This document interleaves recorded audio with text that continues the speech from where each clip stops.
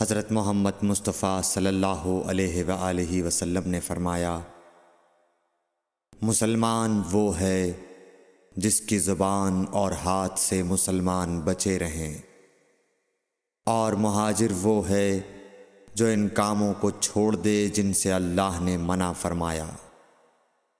सही बुखारी हदीस नंबर 10।